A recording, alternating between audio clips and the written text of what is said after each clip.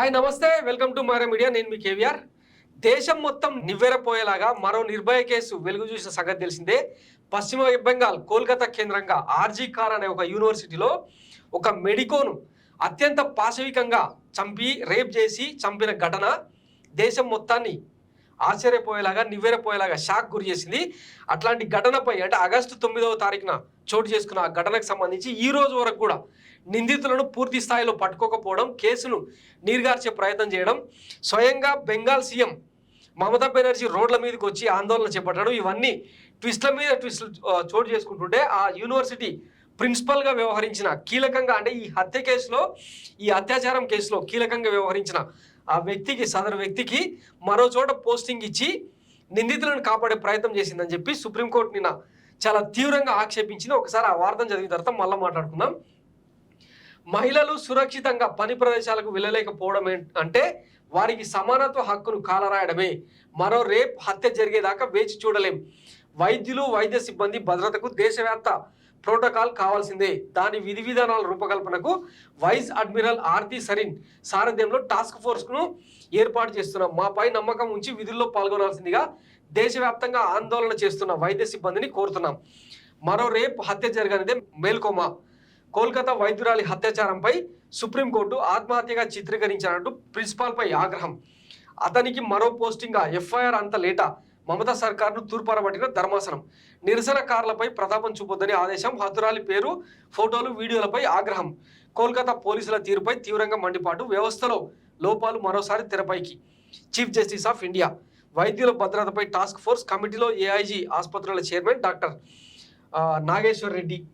So ఈ కేసు విచారణను చండీగఢ్లో మొబైల్లో వీక్షిస్తున్న ఓ వైద్యురాలు అంటే లైవ్ ఇస్తుంటారు కదా, దాన్ని చూస్తూ ఉన్నారు అనమాట.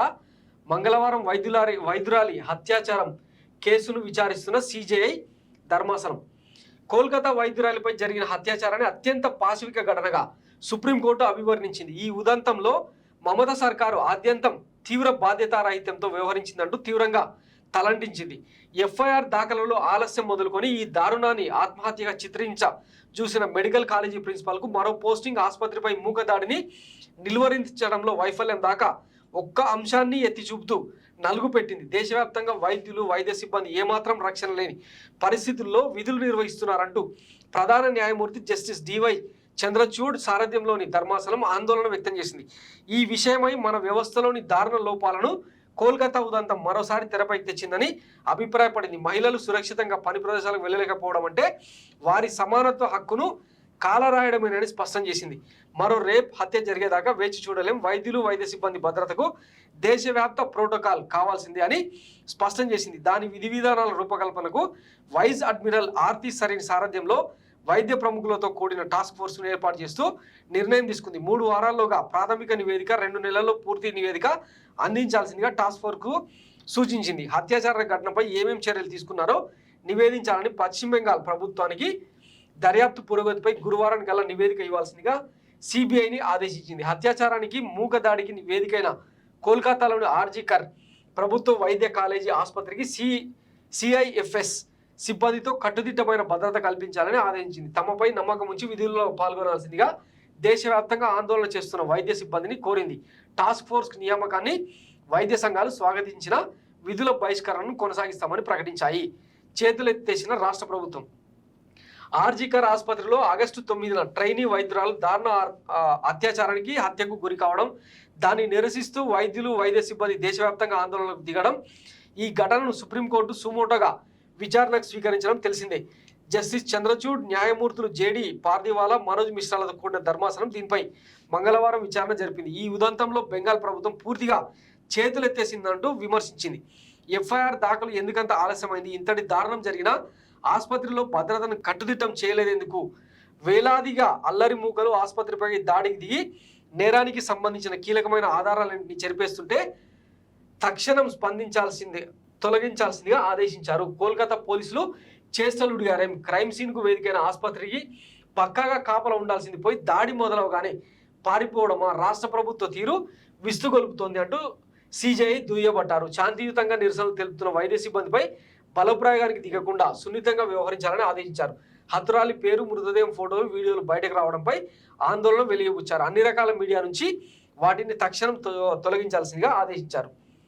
సో వైఫల్యం లేదని సిబల్ కౌంటర్ చేసే ప్రయత్నం చేశారనమాట. సో ఈ కేసు ఇట్లా నడుస్తుండగానే అంటే ఇంచుమించు 12 రోజులు అవుతుంది, 2 వారాలుగా ఈ కేసును నీరుగార్చేలాగా ఇటు మమతా సర్కారు అటు కేంద్ర ప్రభుత్వం సిబిఐ కూడా 2 ప్రయత్నిస్తున్న తరుణంలో ఇక మహారాష్ట్ర బద్లాపూర్లో కూడా ఒక స్కూల్ చిన్నారి మీద లైంగిక వేధింపులు జరిగినాయి. అక్కడ మొత్తం ప్రతిపక్షాలన్నీ కూడా ఏకమై రోడ్డు మీదకి వచ్చిన పరిస్థితిలో ముంబై కుతకూతలాడుతుందన్నమాట. సో ఎడ్డుపోతుంది దేశం. సరే, ఈ 2 కేసులు అంటే హై ప్రొఫైల్ కేసులు కాబట్టి వెలుగులోకి వచ్చినాయి. సాక్షాత్తు సుప్రీంకోర్టు సుమోటోగా తీసుకొని ఎంక్వైరీ చేస్తుంది, బాగానే ఉంది. మరి ఇక్కడ ఆంధ్రప్రదేశ్లో ముచ్చుమరిలో జరిగిన ఘటన గురించి ఏ ఒక్కరన్నా మాట్లాడుతున్నారా?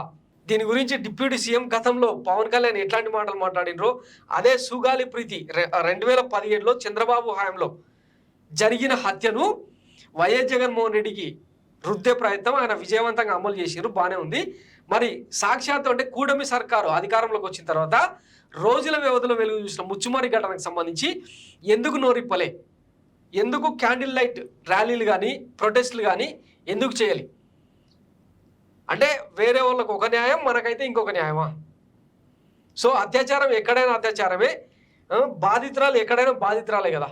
మరి దీని గురించి ఇప్పటిదాకా కేంద్రానికి కానీ సుప్రీంకోర్టు కానీ ఎట్లాంటి నివేదిక ఇచ్చారు? దాని మీద పురోగతి ఏంది? రాష్ట్ర ప్రజలకు చెప్పాల్సిన అవసరం లేదా? సో దీని గురించి తీవ్రంగా ఆలోచించాల్సిన అవసరం ఉంది.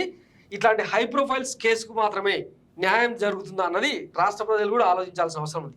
Thanks for watching Myra media. నేను మీ కేవీఆర్. Thank you.